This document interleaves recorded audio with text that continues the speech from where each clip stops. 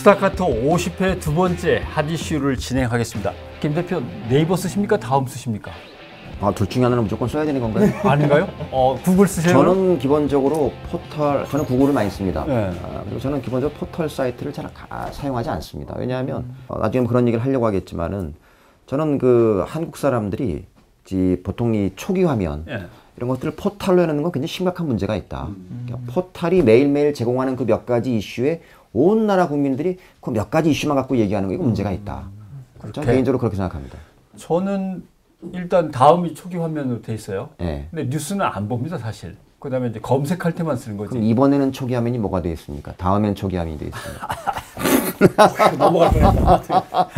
그래서 다음 초기 화면에서 이제 뭐 검색할 것만 쓰고 뭐 뉴스는 딱 제목만 훑어보긴 하지만 그다음에 뭔가 미진하고 잘 안 나온다면 네이버로 가고 네이버에서 뭔가 미진하다면 다시 구글로 가는데 네이버는 또 다른 이유로 네이버는 너무 친여적인 성향이 강한 거 아니야? 이렇게 생각하면서 쓰질 않았는데 말씀하신 친여적이라는 거는 페미니즘에 가깝다. 친여적인 거고 그건 이건 친여적인 건데 예. 근데 글쎄 갑자기 김무성 대표를 비롯한 사람들이 다음과 네이버가 너무 친야적이라고 해서 잠깐 놀랐습니다만은 자 오늘 그 문제를 한번 살펴보겠습니다. 미디어 오늘의 금준경 기자 나오셨습니다. 어서 오십시오. 안녕하세요. 어서 오세요. 예. 이렇게 젊은 그러니까요. 간만에 건 처음이네. 간만에 평균 연령을 확 낮춰주시는 분께서 권영철 기자 앉았다 가니까 확 분위기가 사네. 자, 새누리당이 포털이 과연 우리한테 공정하냐에 대해서 이제 연구 용역을 준 그 보고서가 기반이 돼서 계속 지금 문제가 나오고 있는 것 같아요. 네. 그것부터 한번 소개를 해주시죠. 보고서. 일단 이 보고서 내용을 핵심적으로 말씀을 드리자면은 우리나라의 포털, 양대 포털 모두 굉장히 친야 성향이 강하다. 야당에 대한 비판적인 기사가 여당에 대한 비판적인 기사보다 10배는 적다. 거의 10배 정도는 차이가 난다는 내용의 핵심이고요.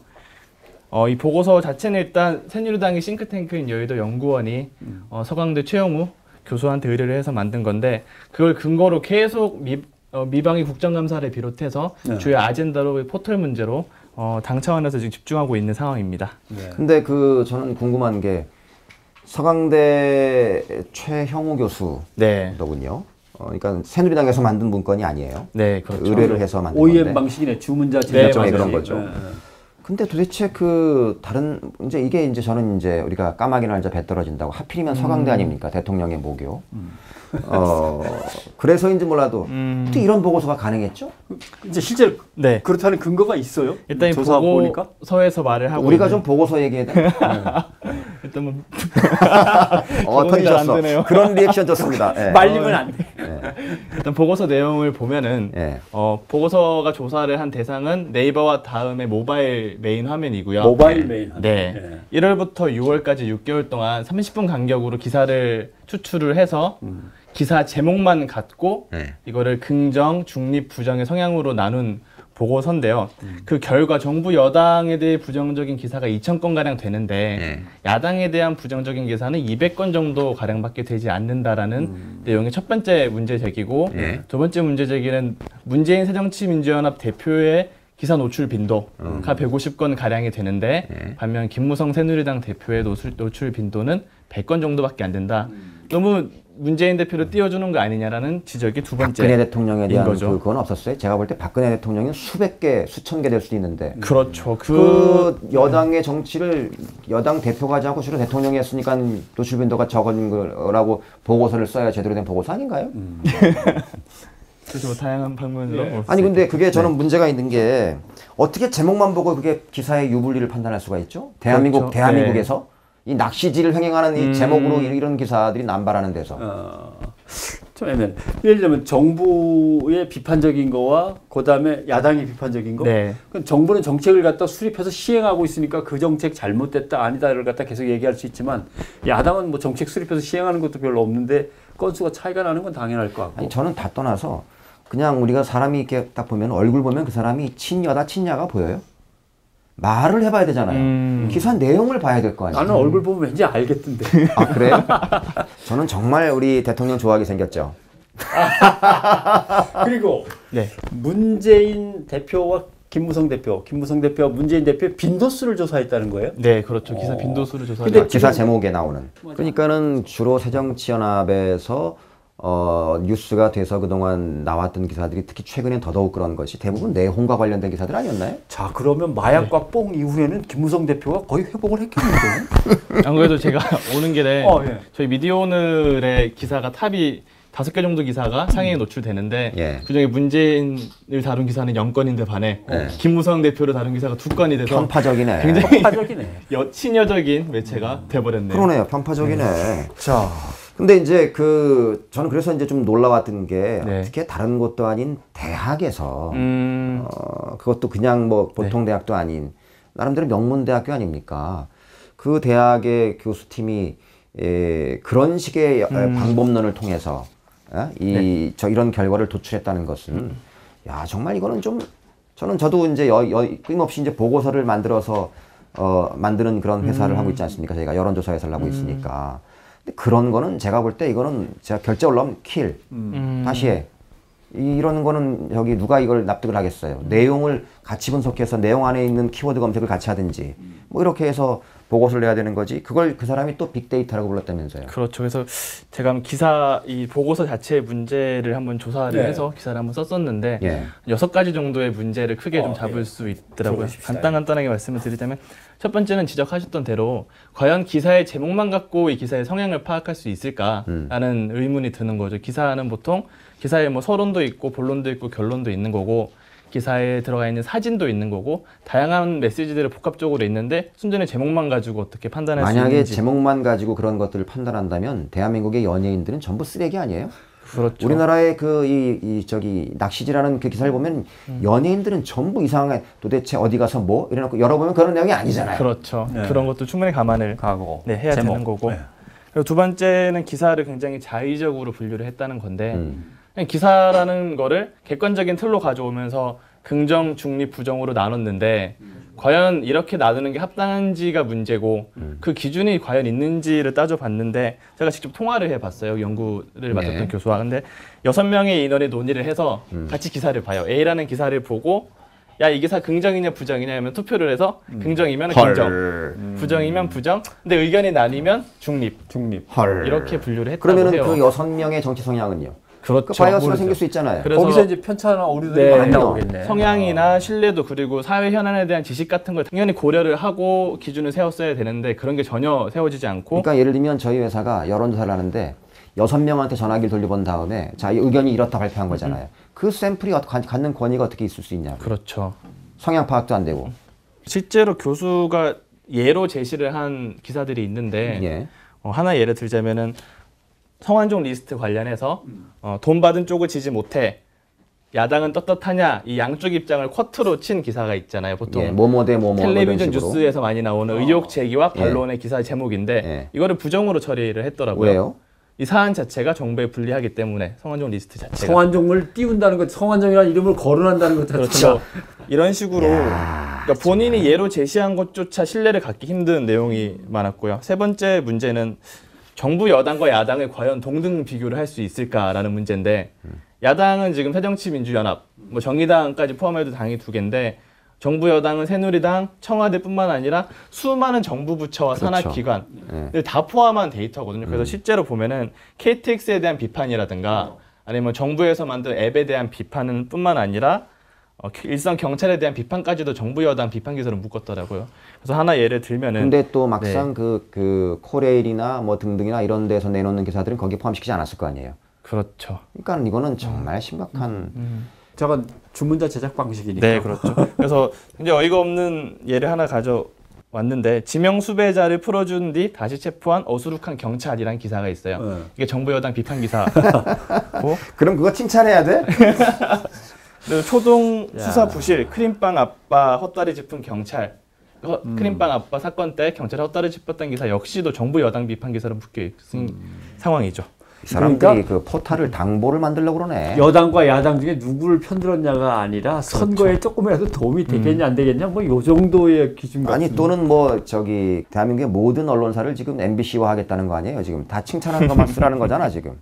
또 예, 그다음 그리고 이제 네 번째 문제는 문재인 대표가 김무성 대표보다 기사 노출 빈도가 높다는 게 어째서 편향인지는 굳이 근거를 대지 않아도 문제가 될 수 있는 건데, 그래서 실제로 네이버가 문재인 대표 기사와 김무성 대표 기사 관련해서 언론으로부터 얼마나 많은 기사를 받았는지도 고려를 해야 되는 거잖아요. 그렇죠. 그렇죠. 실제로 네이버 발표에 따르면 김무성 기사가 해당 기간 17만 건이었고요. 문재인 기사가 20만 건이었어요. 그러니까 애초에 문재인 관련 기사가 많이 나온 상황에서 문재인 관련 기사가 더 노출이 많이 된 건 왜곡이라고 볼 수는 없는 거죠. 그러니까 언론사들이 이렇게 많이 썼기 때문인 거다. 네. 그렇죠. 네이버 다음이 골라서 그렇게 해놓은 게 아니고. 그러니까 그게 이제 하나 그게 들어가야 되는 거죠. 거기에는 그 셀렉팅하는 과정에서는 네이버나 다음이 관여하지 않았다는 게 있어야 그렇죠. 그게 설득력이 있는 건데 지금 본인들이 주장할 때는 자기들은 기사를 셀렉팅하지 않는다는 거잖아요. 그렇죠. 자동으로 이렇게 네. 돌아간다, 랜덤 방식으로. 네, 그렇죠.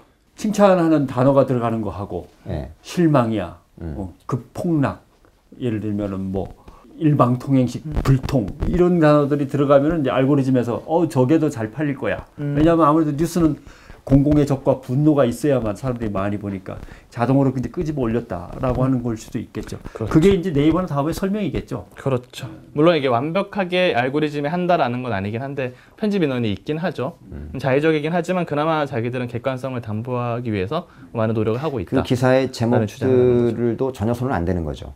기사 제목 같은 경우에는 일단 여당과 보고서에서는 제목 갖고 비판을 많이 했는데 예. 포털은 제목을 건드릴 수가 없어요. 일단 언론사의 제목을. 예. 근데 건드릴 경우가 가끔 있는데 모바일에서 기사가 한 줄이 좀 넘칠 경우. 길어서. 그렇죠. 그때도 최대한 원문의 기사를 왜냐하면 득달같이 편집진에서 보고가 올라오거든요. 예. 네이버가 살짝 단어 두 개를 갖다 잘라냈는데 이거가 약간 뉘앙스 달라지는 듯도 하고 하면은 전화 걸고 뭐 대외협력실에다 또 막 난리를 치기도 하고 그러기 때문에 사실 제목에 손을 못 대죠.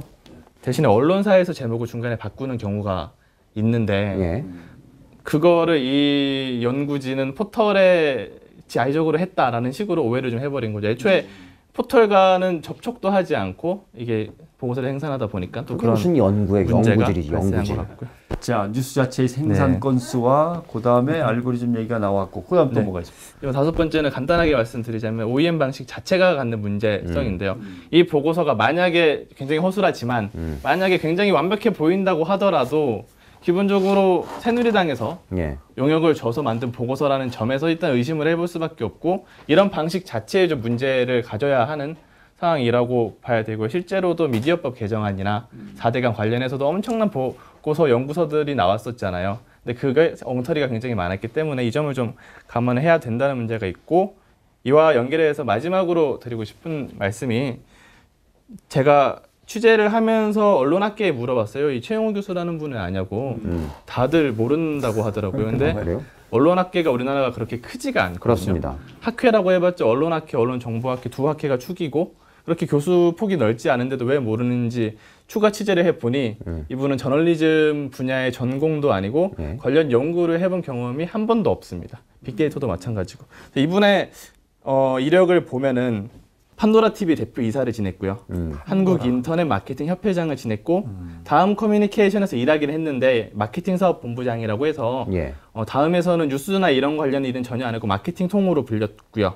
서강대에도 작년에 임용이 됐고 역시 저널리즘 관련 수업을 가르치지도 않고 디지털 콘텐츠 기획 이 분야와 마케팅을 강의를 하고 그러니까 방법론이 있죠. 그렇게 디지털 허술하지. 콘텐츠와 마케팅 전문가네요. 그러니까요. 그런 사람이 어쩐지 저는 그래서 제일 의아했던 게 도대체 이 뉴스가 나와서 이제 잠깐 그 기사를 보면서 도대체 어떤 사람이 어떻게 해서 이 보고서를 어떻게 썼길래 대학에서 더군다나 그 어떻게 해서 대충 조금 봤더니 아니 어떻게 이렇게 허술하게 그지없는 방법론으로 보고서를 만들었고 이걸 가지고 막 그냥 새누리당이 이렇게 하는 거 보고 참 그러면서 뭐 박민식 의원인가요? 네. 포털은 신이다? 네, 그렇죠. 오마이 갓이다. 오마이 갓이다. 네. 진짜 오마이 갓이다. 진짜 그 말이. 자, 그런데 이제 여당은 그 얘기 아닙니까? 이걸 근거로 해서 여당이 잘한 거는 저 구석에 가 있고 야당이 잘한 건 올라가고 여당이 못한 건 맨 위로 올라가고 야당이 못한 건 저 밑으로 가고 맨날 이런 식이면 이 포털을 KBS나 MBC처럼 사실은 국민이 포털에 많이 의존하니까 뭔가 감독하고 규제해야 되는 거 아니냐 이걸 들고 나온 거죠. 그렇죠. 심각하네. 앞선 얘기 잠깐만 부연을 드리자면은 사실 이게 경력을 얘기하는 게 좀 인신공격성으로 비춰질 수 있긴 한데 문제는 새누리당이 이 보고서를 얘기를 하면서 계속 분야의 최고 권위자가 했다라는 식으로 왜곡을 했었거든요. 이재영 의원이 지난 7일에 KBS 라디오에 출연해서 이 보고서는 최고 권위자한테 맡긴 거다 라는 얘기를 했었고, 역시 신동호의 선집중이라는 MBC 라디오에서도 새누리당 대변인이 이건 굉장히 신뢰받을 수 있는 최고 권위자의 보고서다라는 얘기를 했는데, 정말 최고 권위자에게 맡겨도 논란이 있을 수밖에 없는 보고서를 이 연구를 해본 적도 없는 사람에게 맡겨놓고 그런 식으로 거짓말을 하고 있는 상황인 거죠. 근데 이제 자, 그러면 이제 하나씩 좀 본질로 좀 들어가서 포털이라는 게 이제 아까도 제가 말씀드렸지만 그 외국 있는 이 온라인 유저들, 인터넷 유저들은 사실은 포털 사이트 이런 거 활용하는 사람들이 거의 없거든요. 그렇죠. 검색할 때만 잠시 그렇고 대부분 예를 들면 학생들 같은 경우는 자기 학교 홈페이지를 초기 화면으로 해놓고 또 뭐 어떤 사람 영국 같은 경우는 BBC를 홈페이지로 하는 사람도 굉장히 많고 가디언이라든지 언론사 하나를 뭐 그런데 우리는 대부분 포털을 그 초기 화면으로 설정해 놓잖아요. 왜냐하면 거기에 한꺼번에 많은 정보들을 편리하게 담아주니까. 근데 저는 그게 너무 이렇게 뭐랄까 너무 무거운 거예요. 너무 많은 정보들이 훅 이렇게 주는 것도 그렇고, 아니 우리가 맨날 그거만 보고 앉아가지고 막 이래야 되는 건가. 그러니까는 새누리당이 이 포털이 공정성에 문제가 있다라고 하는 것들도 문제지만 한국 사람들이 이 포털에 과하게 의존하는 것도 문제 아니냐. 일정 부분. 그러니까 이슈의 편향성이라든지, 그러니까 이슈의 편향성이라는 것들은 정책 편향이 아니라 그냥 늘 몇 가지 이슈. 그래서 그리고 또 포털의 뉴스 화면 이 구성 자체가 저는 좀 되게 마음에 안 드는 게 뉴스, 연예, 스포츠 이거를 등가 취급하잖아요. 그러니까 하루 종일 사람들이 연예인 가십만 얘기하고 다니는 거예요. 온통 스포츠 얘기만 하고 있고 이게 과연 등가에 놓일 결국 그거냐. 그것을 반영해서 모든 기사가 연예인의 이름과 정치적인 문제와 사회적인 이슈를 묶어서 이제 그러니까 이제 어떤 음모론이나 이런 주장들이 나올 수 있냐면 이를테면 여당에게 불리한 정치적인 사건들이 터졌을 때 이럴 때 보면은 늘 연예인들 뭐 스캔들이 터진다. 근데 이런 것들이 보통 외국 같은 경우는 그냥 옐로우 저널리즘 뭐 이런 데서 그냥 이 신문에 쓰고 그냥 그렇게 화제가 될 것도 아닌데 포털에 그게 연예라는 것들이 한 단면으로 나와 있고 그리고 거기다가 검색어 경쟁 뭐 이러면 사람들은 그냥 검색하기 귀찮으니까 지금 뭐가 화제지? 왜냐하면 너 그것도 몰라? 이런 취급 받기 싫으니까. 저는 이런 거 굉장히 문제다. 문제죠. 예. 자, 그 이야기를 풀어가 보면 여기서도 한번 해볼까요? 최교수의 스타일대로. 자, 포털은 과연 정치적으로 공정하다고 보십니까? 여당 편이라고 보십니까? 야당 편이라고 보십니까? 옳다, 그러다 중립. 저는 여당 편이라고 봅니다. 편이라기보다는 여당에 기울었다? 여당에 유리하다? 포털은 여당에 유리할 수 있다. 왜냐하면 이게 대한민국 포털이라는 게 대표적인 이제 흔히 말하는 이제 인터넷 기업이잖아요. 인터넷 기업이라는 데는 특히 네이버는 더더욱 그런데 법무팀과 정책팀 구성이 굉장히 빵빵합니다.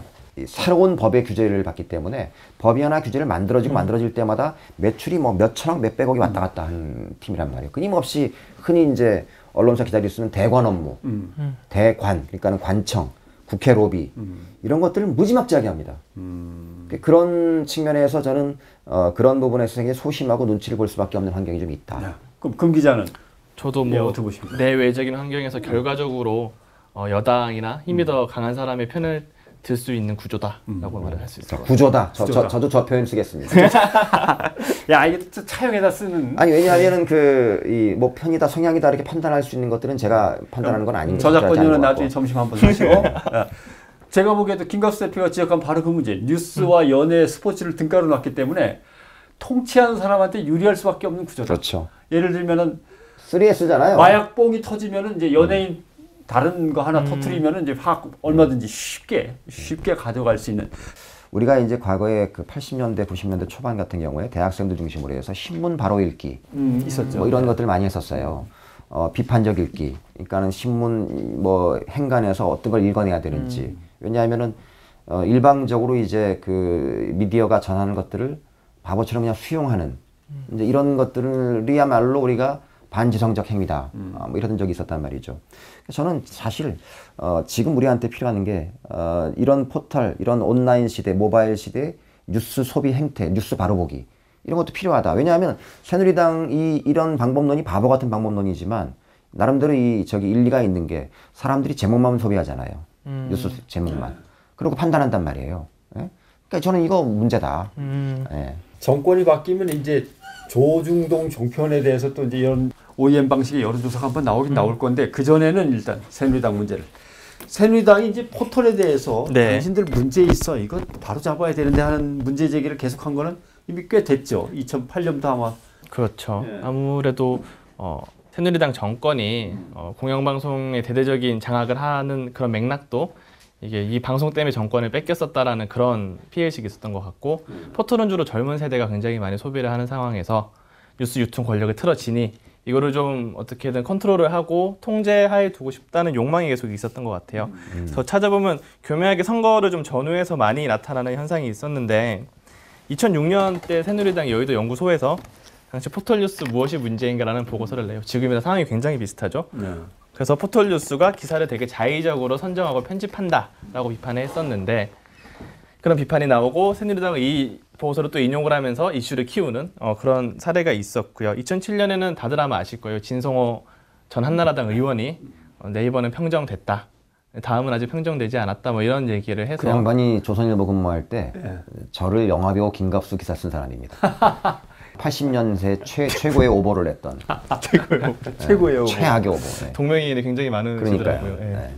근데 이제 저는 사실은 이거는 이제 좀 더 본질적으로 가면은 새누리당 입장에서 봤을 때 미디어는 이미 이제 거의 평정을 다 해버렸잖아요. 근데 한 가지 이제 잘 안 되고 있는 게 저는 이게 포털의 기사가 본질일까?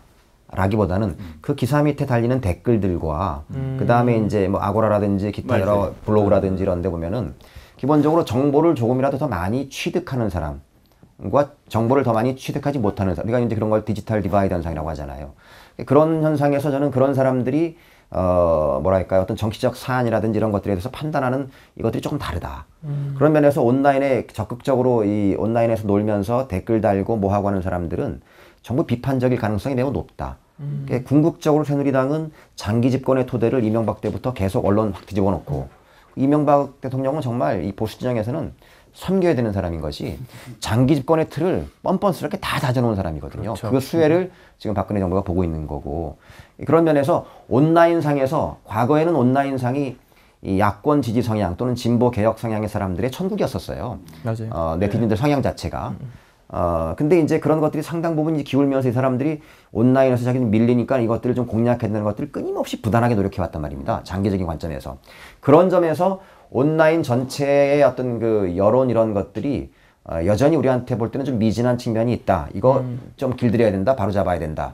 이런 그 고도의 어떤 그 마스터 플랜 속에서 움직이고 있는 작전들이 아니냐. 저는 이제 그렇게 해석하고 있는 지금 거죠. 이제 금 기자가 2008년부터 시작해서 선거 직전쯤 돼서 항상 이렇게 포털에 대해서 슬금슬금 뭘 던지면서 그렇죠. 압박을 했는데 그게 진짜 효과가 있었답니까? 이게 어떤 효과를 노리는지를 봐야 되는데 사실 이번 선거 총선을 앞두고도 이런 이야기를 다시 꺼내는 게 어떻게 보면 지금까지 효과가 있었다는 반증이 될 수가 있거든요. 사실 포털 자체를 정권이 완전히 통제할 수는 없겠지만 다소 정권의 비판적인 기사가 나올 때 이런 얘기를 해주면 좀 위축이 될 수 있고 어떻게든 사람이 편집하는 시스템인 건 사실이기 때문에 정부에 좀 불리한 기사는 좀 더 줄일 수도 있고 반면에 또 두 번째 문제가 기계적인 중립 기사를 많이 양산을 실제로 했어요. 포털이 2009년 즈음부터 해서 네이버 뉴스만 놓고 봤을 때 수많은 언론사 중에 연합뉴스 기사 비중이 2009년에 44%에 달해요. 너무하더라고 진짜. 네. 14. 2010년에 39.4에서 뭐 최근까지도 지난해까지도 30.7%였는데 연합뉴스 기사의 특징은 건조함, 기계적 그렇죠. 중립이죠. 예를 들어서 촛불 집회에 10만 명이 모였어요, 시청에. 근데 맞은편 대한문 앞에서 어버이연합이 10명이 모였어요. 그러면 촛불 대 맞불 이렇게 그렇죠. 그렇죠. 이런 식으로 이슈 자체를 희석시킬 수도 있고 국정원이나 성완종 의혹이 제기가 됐는데 반론을 같이 담으면서 마치 그냥 양쪽의 정당에 있는 그냥 의례적인 싸움과 다툼처럼 이렇게 불거지는 것처럼 왜곡을 할 수도 있기 때문에 더군다나 연합뉴스가 지금 그 기계적 공정함이라도 하고 있는지 국민들한테 물어보자고요. 기사를 갖다가. 그렇죠. 저 그거 아니다. 왜? 사장 자체가 취임하면서 바로 국민은 국기에 대한 그거에 있던 사람 아닙니까? 그렇죠. 네? 그 사실 아까 김 대표도 지적을 하셨지만 저도 기사를 써서 이게 올라가느냐 안 올라가느냐를 이제 제가 체크를 더 해보기도 하고 다른 기자들의 기사도 체크를 합니다만 다음 이런데 대문에 한번 걸어주는 거 안 걸어주는 거의 차이가 워낙 커가지고 그게 걸어주는 거예요? 아니면 걸려지는 거예요? 걸려진다고 봐야 되나요? 네, 걸려진다고 봐야 얻어 걸리는 거죠? 얻어 걸리는 거죠. 네. 그러니까 PD들은 제 기사를 받으면 선배 제목 바꿔야 된다. 이거 안 걸린다. 이렇게 하고 이렇게 해서 제목을 할 수 없이 바꾸는 이런 경우가 있죠. 그래서 한편으로는 언제부턴가 그 인터넷에 단독이 아닌데 단독이라고 적혀있는 기사가 엄청 늘었잖아요. 근데 그 맥락도 하루에 몇만 건씩 편집을 해야 되는 그 포털 그 관계자들한테 그 단독이라는 글자는 눈에 띈다는 거죠. 그래서 포털에 어필하기 위해서 단독이 아닌데 단독이 좀 만들어지는. 그게 아까 김 대표 지적대로 엄청나게들 포털에 너무 쓸데없이 그렇죠. 뉴스를 갖다 의존하니까 결국 거기에 또 맞춰줄 수밖에 없는. 자, 그래서 새누리당은 다음 네이버 대표들 국정감사에 나오쇼. 이제 아마 이렇게 밀고 나가는 것 같은데 막상 국정감사에 나가야 된다. 또 나갔다가 왔다라고 하면은 알고리즘을 바꿔서라도 내년에는 안 걸려 들어가야지라는 압박을 상당히 받겠네요. 받죠. 일단 그 아까 말씀드린 대로 지금 요번에 그 다음에 대표이사가 전격적으로 교체됐지 않습니까? 그러니까 제가 볼 때 뭐 자세한 내막을 알 수는 없지만 정권의 입장에서 볼 때 이 다음 입장에서 봤을 때는 좀 불편할 수 있는 그런 관계일 수도 있겠다. 뭐 이런 생각을 하지 않았을까.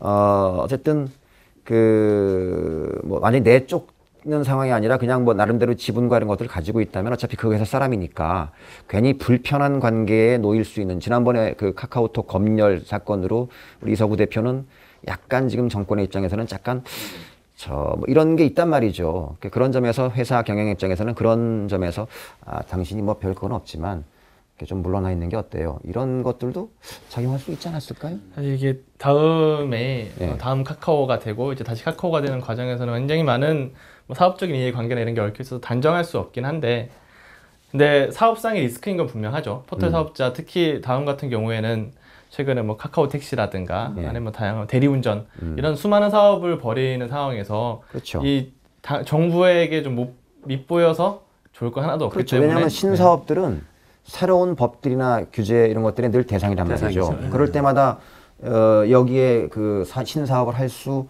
없는 법들을 정부 입법이라든지 새누리당이 과반이니까 제출했을 때 그 상상은 뭐 이 사람들 입장에서는 지옥 같은 일인 거죠. 굳이 대놓고 막 협박이나 압력이 있었던 없음을 떠나서 사업상의 리스크인 거 분명한 거긴 하죠. 근데 새로 된다는 임지훈 대표는 어떤 사람이에요?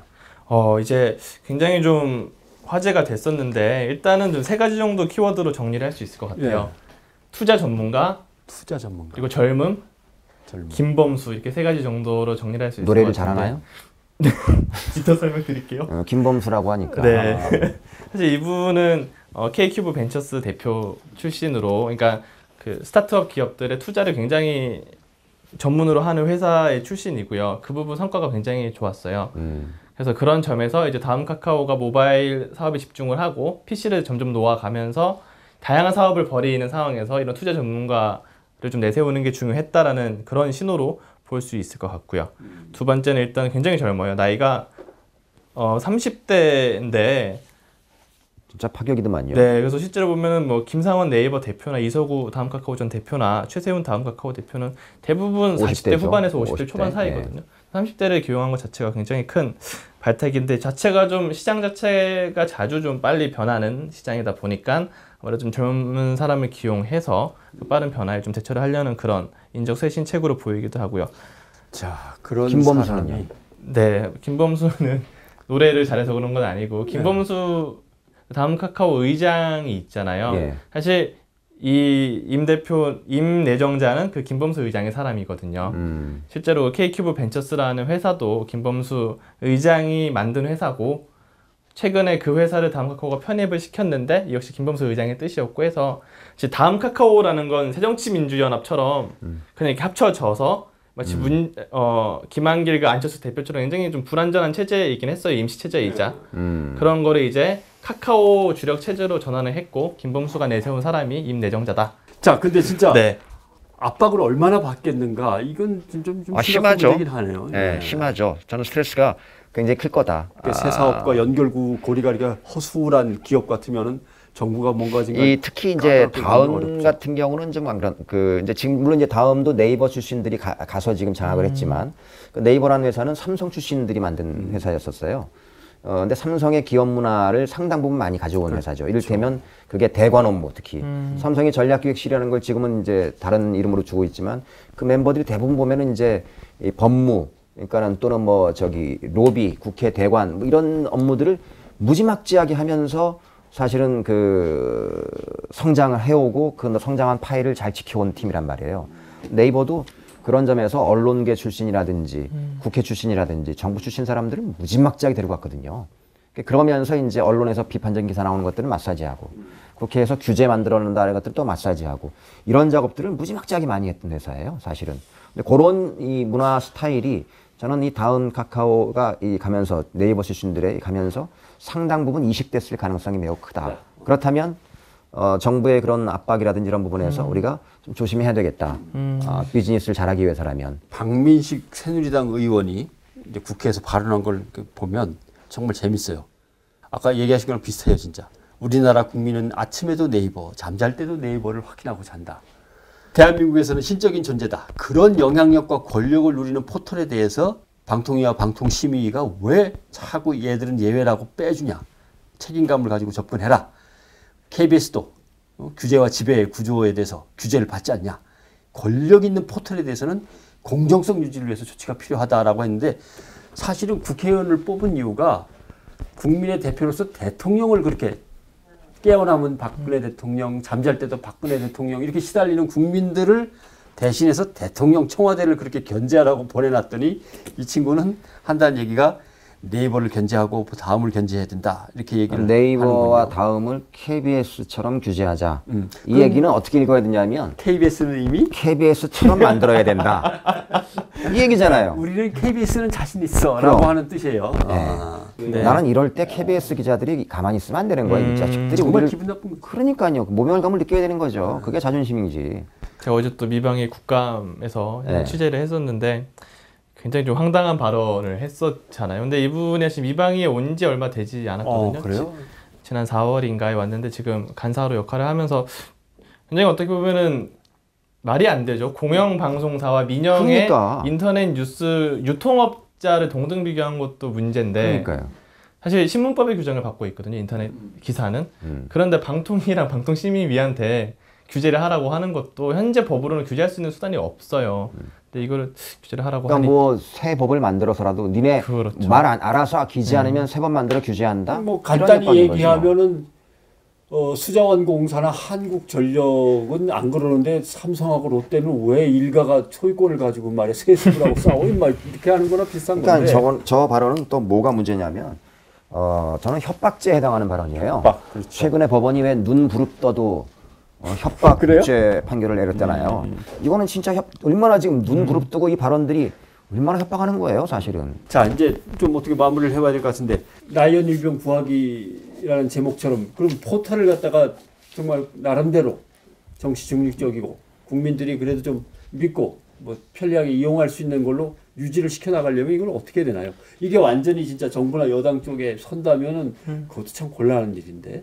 그러니까 저는 사실은 이렇게 나오면 이제 마치 우리가 늘 탄압받으면 우리 편, 탄압하는 쪽은 적 이런 이분법적 사고에 익숙한 사람들 입장에서는 포털이 마치 핍박받는 약자 저는 그렇게 바라봐서는 안 된다. 포털은 어쨌든 간에 엄청난 권력입니다.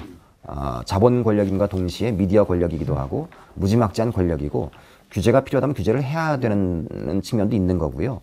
여러 가지 측면. 제가 아까 그래서 이제 말씀드린 게 포털에 대한 과한 의존성에서 우리도 좀 탈피할 필요가 있겠다. 그런 생각들을 좀 가지고 있고 그러나 이제 현실로 봤을 때 어쨌든 압도적인 이 온라인 유저들이 인터넷 유저들이 포털이라는 것들을 관문을 통해서 관문처럼 이렇게 활용하고 있기 때문에 이에 대한 정치 권력의 장악 의도는 반드시 시민들의 힘으로 막아내고 지킬 필요는 있겠다. 근데 그런 것이 카카오라든지 네이버가 마치 선의의 피해자 내지는 우리 편인데 이런 식으로 인지해서는 곤란하겠다. 네, 그럼 이제 분명히 저도 냉정하게 좀 봐야 될 게 있다고 생각을 하는데 어제만 해도 김무성 대표의 사위 문제가 불거졌고 집행유예 받는 과정에서 어떤 개입이 있었다는 의혹이 제기가 됐는데 포털이 또 굉장히 소극적인 편집을 하더라고요. 그래요. 네, 하나 포털은 어제 저녁 기준으로 보니까 그 기사가 없었고 모바일 기준으로 다른 포털에서는 해명이 좀 들어간 기사를 썼었는데 사실 포털도 어쨌건 사람이 하는 거고 완벽하진 않고 공정성에 문제가 있는 건 저도 분명히 동의를 하지만 그렇다고 해서 정부가 나서야 한다는 건 완전 다른 의미라는 거죠. 어쨌건 포털에 대한 뉴스 편집도 언론의 편집권과 마찬가지로 존중받아야 되는 게 있고 공정성이라는 게 회계적인 잣대를 들이댈 수 있는 것도 아닌 그렇죠. 거죠. 일단은 저는 포털이라는 이 포털 사이트의 이 포털이라는 게 일종의 관문 뭐 이런 뜻이잖아요. 디아블로 해보셨어요 옛날에? 네. 네, 디아블로 한 사람들은 알죠. 포털이 뭔지. 네, 그렇죠. 제가 한때 이 디아블로 2 나왔을 때 우리 동네에서 제가 처음으로 이 초딩하고 해가지고는 처음으로 그 마지막에 액트 4에 가서 디아블로를 때려잡고 초딩들의 기립박수를 받았던 사람이거든요. 나는 벽돌 깨기 외에는 해본 게 없어요. 근데 그 포털이라는 게 이제 아무 때나 들어갈 수 있는 같은 관문이란 말이죠. 그 게임 할 때도 나오는 그렇죠. 것처럼. 그러니까 저는 구글은 우리가 보통 구글은 포털 사이트라고 하지 않잖아요. 검색 사이트란 말이죠. 이 인터넷 사용 문화에 있어서 이렇게 관문처럼 돼 있는 반드시 거기를 통과해서 뉴스든 뭐든 이렇게 소비하는 그런 것들은 공룡이 될 수밖에 없다. 거기에 과한 의존성을 버리는 그런 온라인 활동, 특히 이제 앞으로 모바일 시대에 가면서 더더욱 그럴 텐데 좀 새로운 방식의 어떤 그 인터넷 정보 소비 행태를 좀 우리가 가져야 될 필요가 있지 않을까. 저는 박민식 의원의 말은 거꾸로 들리는 거예요. 아까도 김갑수 대표께서 거꾸로 들었지만 국민은 아침에 네이버, 잠잘 때도 네이버 이렇게 얘기하니까 결국은 포털이 다루는 연예 뭐 이쪽 생활정보 이걸 통제하겠다는 뜻이 아니잖아요. 뉴스에 대해서 그렇죠. 지금 문제를 삼는 거니까. 결국은 국민은 어차피 포털을 통해서 뉴스를 소비한다면 포털만 잡으면 되는 건데 그렇죠. 뭐라고 하는 아주 자신감에 찬 네. 알아 우리도 니들만 잡으면 된다는 걸 뭐 이런 식으로 이제 들리는 건데 표현의 자유는 우리나라 헌법 21조에 들어있습니다만은 대체 어떤 곳에서 자유를 갖다 보장받아야 하냐면 헌법재판소가 해석한 게 있어요. 국민의 표현의 자유는 보호 대상이 담화, 연설, 토론, 연극, 방송, 음악, 영화, 가요, 문서, 소설, 시, 도화, 사진, 조각, 그림까지 이 모든 것에서 국민이 마음껏 서로의 의사를 소통할 수 있는 자유가 있다고 이 헌법재판소의 해석인데 국민이 우리나라의 법이 그런 권위를 갖고 있다고 보세요? 있어요, 작은 법에. 법이 있으면 뭐 하냐고요. 지금 그런 이를테면 근데 대놓고 뉴스를 갖다 통제하겠다고 얘기하는 우리나라는 아주 친한 성향이 강하고 좀 보수적이라고 할 수 있는 미국의 프리덤 하우스가 몇 년째 표현의 자유에 관한 부분적 자유국가로 인정하고 있는 나라예요. 자유가 별로 없는 나라예요. 솔직히 얘기하면 거기서 조금 몇 단계 내려가면 시에라리온이라고 내전 때문에 서로 죽고 죽이면서 거의 그 수준이죠. 시체가 수만 명 쌓여있는 나라가 바로 우리 밑에 있고. 그러니까요. 자, 알겠습니다. 국민의 입을 막아볼까 하는 포털 장악 이 냄새가 짙은 새누리당의 OEM 방식 포털의 공정성 조사 그 보고서와 함께 한번 대체 뭘 노리는 건지 뭐가 문제인지 살펴봤습니다. 이 형광등 수백 개를 켜놓은 것 같은 아우라 이런 것들이 사실은 불공정 아니에요? 진짜 사람들이 대통령님 안아주세요. 그것도 기자 입에서 나왔다는 게 참 대단히 아이러니하지만 안아주세요. 자, 미디어널의 금준경 기자 오늘 수고했습니다. 고맙습니다. 고맙습니다. 감사합니다.